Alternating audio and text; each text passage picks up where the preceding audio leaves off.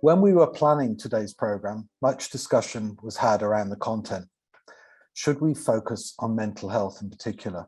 Across the public discourse, it has become apparent that the pandemic has had a significant effect on the mental health of everyone across all our communities. But the more we discuss this, the more apparent it became that the sight loss community in particular had managed to overcome some of the fear and isolation in lockdown and found a range of ways and means to stay connected. So to tell us more, I'd like to introduce a presentation from Fighting Blindness Head of Support, outlining how our community's resilience passed the test. So we'd now like to hear from Peter O'Toole. Good morning, everyone. My name is Peter O'Toole. I'm the Head of Support and Counselling with Fighting Blindness. So thank you very much for joining us today. This is my second year joining you online for the Public Engagement Day. And last year I was joined by a wonderful group of people, Jackie, Helena, Connor, Marion, and we all spoke about the experience of finding solutions in the face of the considerable challenges of COVID-19. And they all spoke about how they participated in various services and groups organised by the Fighting Blindness Support Service. The key theme last year was the importance of staying connected. And I think we highlighted, that there's usually ways to overcome situations that at first seem difficult, if not downright impossible. So here we are a year later, all definitely a year older, hopefully, maybe a little bit wiser. And, in fairness, maybe some of us in some instances a little bit more bruised and battered by another difficult year. For myself, working as a mental health professional, you're always subject to the opinions of your peers, your colleagues, your supervisors, your mentors, the experts, and so on. And what I noticed, particularly, I think, in the last year, is an ongoing trend across the whole world, not just in Ireland, that seems to focus on a continuing sense of fear and concern about the future state of all of our mental and emotional health. And we'll all have come across and heard and read or encountered headlines, such as brace yourself for years of mental health problems. COVID-19's after effects will be felt for years. Depression figures up by 73%, anxiety figures up by 85%. And the most common quote that I've come across, and you'll probably be familiar with this, is the one that warns us of a tsunami or a tidal wave of mental health problems about to hit. And I think these are all valid concerns and cautions, and most of these are written and put forward by well-respected professionals and experts. But then, just going back a couple of weeks in late August, I read something in the Irish Independent that kind of went against the tide, if you pardon the ocean metaphor again, a little bit of a different approach. And it was the head of Ireland's leading psychiatric service, Paul Gilligan, CEO of St. Pat's in Dublin. And Paul Gilligan cautioned that we should try and be careful not to talk ourselves into a mental health pandemic as we hopefully emerge into the post-COVID world.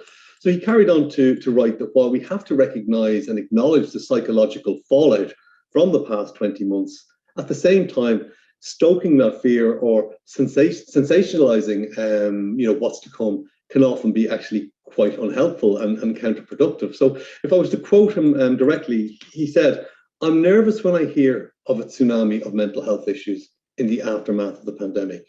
It doesn't help people, and it suggests that there's absolutely nothing we can do about it." And I think it's quite a bold statement, quite a brave statement, but one that I feel is quite valid and definitely worth exploring here today. So no one is suggesting that the recent years, haven't been horrendous for most of us. And we know and acknowledge that people have suffered every type of emotional and mental distress possible. For us, the individuals and the families who we work alongside and talk with have always been open and shared their experiences with us about the anxiety and the isolation, the loss, the disempowerment that living with any form of sight loss can involve. But this particular article, I believe it held at its core the possibility of highlighting how we should be and could be preparing solutions and to focus on people's resilience in the face of the mental health challenges that might arise, instead of building on the fear or allowing ourselves to focus solely on what we can't do or how we think we won't be able to cope. So the key word here is resilience. So what is resilience? Essentially, resilience is the psychological quality that allows people to be knocked down by the adversities and challenges of life and yet still come back at least as strong as they were before, and in some instances, maybe even stronger than they were before. And rather than letting difficulties or traumatic events, challenges or failures overcome them and drain away their hope and their resolve, we find that highly resilient people find a way to change course, go around the mountain, find a different route, emotionally heal themselves, and continue moving forwards towards their ambitions, their goals, their dreams, and their aspirations. So that's what highly resilient people try to do and hopefully are successful in doing. But of course, it's not a superpower. Being resilient doesn't mean that a person won't experience difficulty or distress. People who've suffered through significant adversity or trauma in their lives will commonly and will have experienced emotional pain and stress. So, in fact, the fact of the matter is the road to resilience is often likely to involve considerable emotional distress. And any crisis that we face, and to think of the current situation, any crisis such as the coronavirus pandemic can and will test our resolve, and it will test both our individual and our collective resilience.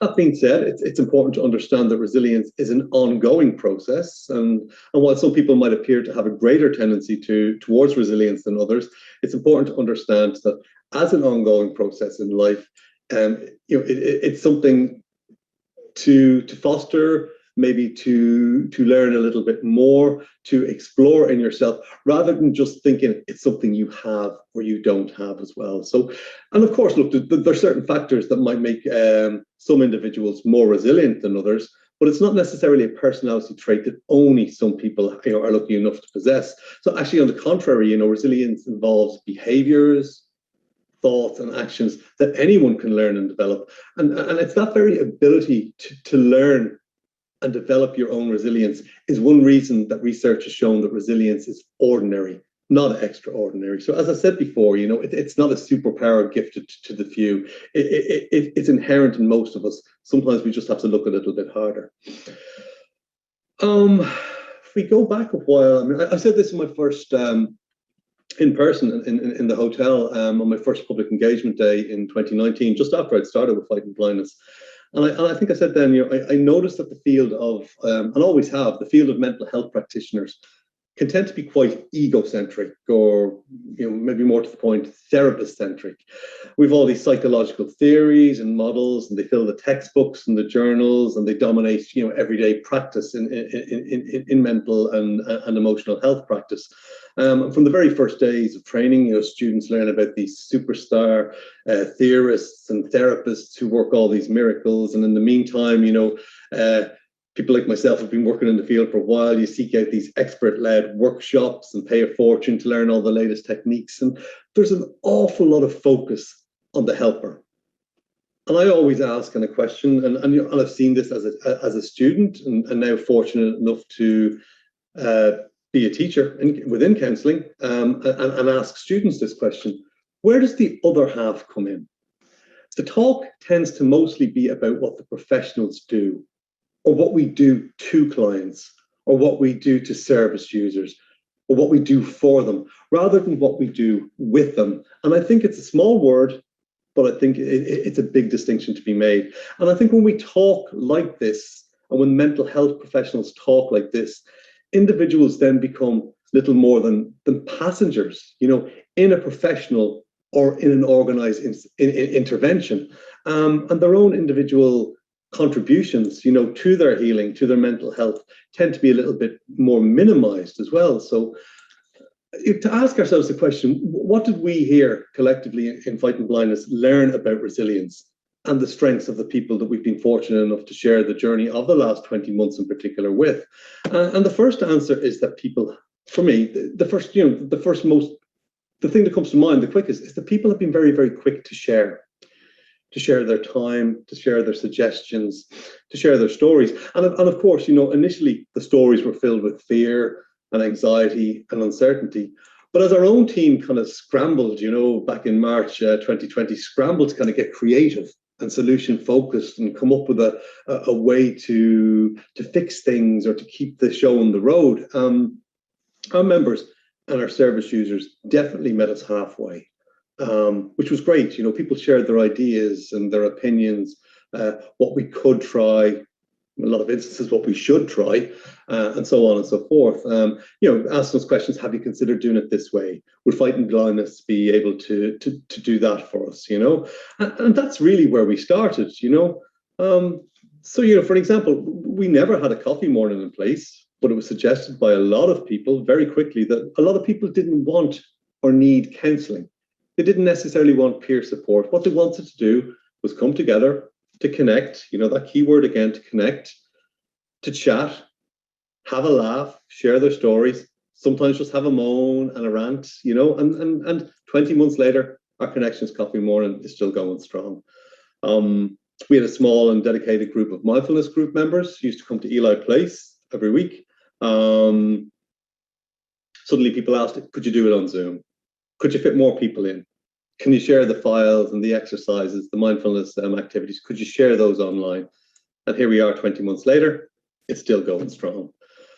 We heard from younger people that they were feeling isolated and alone. So we built a young person's peer support group, and likewise for parents. The partners group kept marching on. And we wanted to develop our foundation's young persons course, along with our friends in Irish Guide Dogs. So who do we look to for input on the content of that course? Of course, we went to the young persons group. So it was about connection and sharing and the sharing of ideas and opinions. People around the country became aware of our Living Well with Sight Loss course that we used to only hold in the border counties and specifically physically in hotels. And people from around the country told us that they felt it would be a really big help to them. 20 months later, still going strong. We had a small group of participants who really only got to meet 3 or 4 times, a couple of times before COVID in a hotel in Sligo. And they came to us and suggested that they thought that they'd be able to meet online. And then they said, while we're at it, let's throw open the doors, throw open Zoom, and we're happy to welcome others from other border counties. And yeah, again, it's still going strong. And our Visionaries Choir, who you all heard from earlier, still meeting online. Still coming together and showing to everybody that the show must go on, and the show does go on. So there's a prime example of resilience and finding solutions. And people often ask, how can I be more resilient in a crisis? And I think the fact is that there's no hard and fast, easy answer, because if there was an easy answer, we'd be forgetting that people are individuals, with their own strengths and their characteristics and their skills and their abilities, as well as their own habits of thinking and reacting. And of course, not all of our habits of thinking and reacting tend to be helpful to ourselves as well. So psychological and emotional flexibility and resilience, it's kind of like building a muscle, so to increase your resilience takes time, and it also takes a clear intention. But by focusing on a couple of core components, connection, as we keep mentioning, wellness, self-care, healthy thinking, can empower people to kind of withstand and learn from difficult and traumatic experiences. And to increase your capacity, and your resilience to weather the storm as well, can take a bit of work, but there's some generally accepted givens, including looking to your loved ones or to your friends or to professionals for help and emotional support, focusing on your self-care, and focusing on the aspects of the situation that are under your control, to help you get through difficult times. What's very important with regards to resilience is what's known as your locus of control. So locus of control is a psychological term, and it refers to the perception that events are determined either by your own behavior and actions or by outside forces, such as other people or fate, circumstance, destiny. So if your locus of control can be internal, meaning that an individual perceives that they're in control of what happens to them, or external, meaning that an individual attributes all that happens to them to external factors and forces. And an internal locus of control, which is not always easy, is generally tied to greater and stronger resilience. And of course, we recognize the circumstances such as what we've all been facing, with COVID. And of course, aspects of life relating to physical challenges and losses are often outside our personal control. And this, concept of the locus of control and resilience, it's really a lot more to do with attitude and the approach to facing those difficulties. And I think, that the people, and I do think that's particularly true in this country, in Ireland, we can all easily talk for a long time about what's wrong and what isn't working. And if you ask anyone, to list 10 things about themselves that they don't like, or 10 things that they don't do well, I think we can all rattle that list off, fairly quickly. It's amazing how quickly we can say what's wrong with the world and what's with ourselves. But if you ask someone to list their own strengths, their good qualities, their own capabilities, or to highlight the resources that they have already available to them, that always tends to take a little bit more time and effort. And a strengths-based approach, to anything, to psychology, counseling, mental health, schooling, life, a strengths-based approach views people as the engines of change within their own lives. So specifically, a strength-based professional and strength-based organizations they'll actively seek out and ask to utilize clients' personal, interpersonal, their social and their cultural resources to assist them in living as well as they can and helping them to get through difficult times. And although we don't focus on it often, I believe strength can be found within yourself, and it can be found by yourself. And other times, strength is found through and with others. And the whole idea, going back to connection, the idea of connection is central to getting through a difficult time. And as the saying goes, strength is found in numbers. And I think that the collective spirit shown by those involved with our support service, the staff, our volunteers, and the participants in all the group has really, really driven home, that idea of strength in numbers.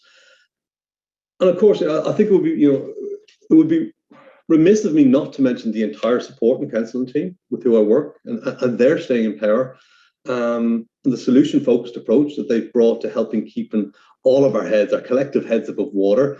We've been really, really lucky to have supportive colleagues, managers, and an absolutely fantastic team of volunteers who really kind of helped us build on the foundations that were already there in Fighting Blindness. But what they did, they helped us readjust the scaffolding, I think. And of course, that's all against the backdrop of their own difficulties and their hardships, the hardships associated with working from home, technology, IT, the isolation, homeschooling, having the kids running around the house, elderly relatives to be concerned, illness in some cases, reduced services as well. So it was all against the backdrop of that as well. So I just wanted to acknowledge that effort as well. Because we've received an awful lot of feedback, from a lot of sources in 2020 and 2021, a lot of surveys gone out, a lot of focus groups. And, to share the words of some people, I'm just want to go through a couple of quotes we got from people regarding their involvement with our support service. So just a few here. I enjoy taking time out for myself to try and forget the bad things that might be happening in my life. I've been connecting with more new people than ever before. It's been a great help to know I am not alone and having support and suggestions from others. Realizing I'm not the only visually impaired person dealing with life. It's been great meeting new contacts and understanding their experiences and learnings. Connecting with others through shared interests. And the final one here, this group has kept me sane during COVID and constantly makes me laugh. And then, of course, we had a number of comments and feedback to us that acknowledge Fighting Blindness as an organisation. And there's a few here, that stood out to me. If not for Fighting Blindness throughout the pandemic, I would be in a really, really bad place. I wouldn't have made it through the pandemic without your service. Your supports are great during strange times. I hope you always have the resources to continue. And my thanks to everyone who has made it possible. And we've quite a lot of them. We're really, really grateful, and we appreciate the gratitude and support always.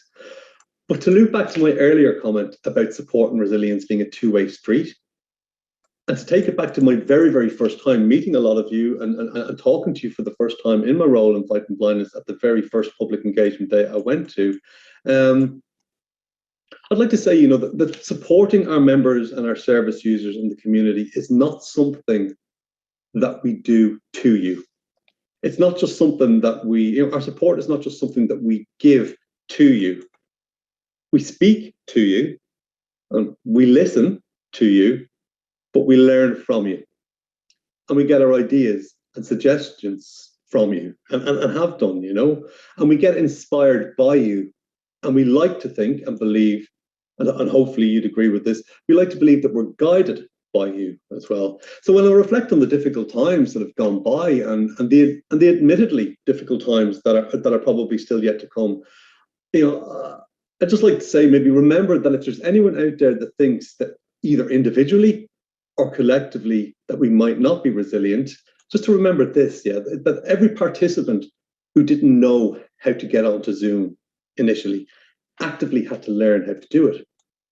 Every person who attended a social group with us, albeit, you know, online, they had to log in, they had to make the call, make the effort, and I believe everyone, you know, brought something different to the mix. And for those who didn't find, you know, Zoom or the online connections helpful or to their own personal taste, they might have picked up the phone and reached out for counselling support, or picked up the phone and were active participants in looking for the help that they needed. Maybe it was the community resource worker, their GP, a neighbour. But, you know, it's to view people as active participants in overcoming their difficulties. And even if you look at us here today, you know, just to be here today with all of us online, that takes effort and time and energy. So it's my firm belief that people are not just passengers in their own lives. You know, they're not always, you know, for all of us, we don't always set the course. And we might not always feel like we're steering the ship. And that's okay. You know, that's part and parcel of life. That's human nature. But most journeys involve having a lot of different people join you along the way. And if we're lucky, you know, we can take the time to acknowledge our own strengths and our capabilities, and take the time to realize that by connecting with others when we need to, that maybe, you know, just maybe, that we're perhaps a little bit more resilient than we first thought.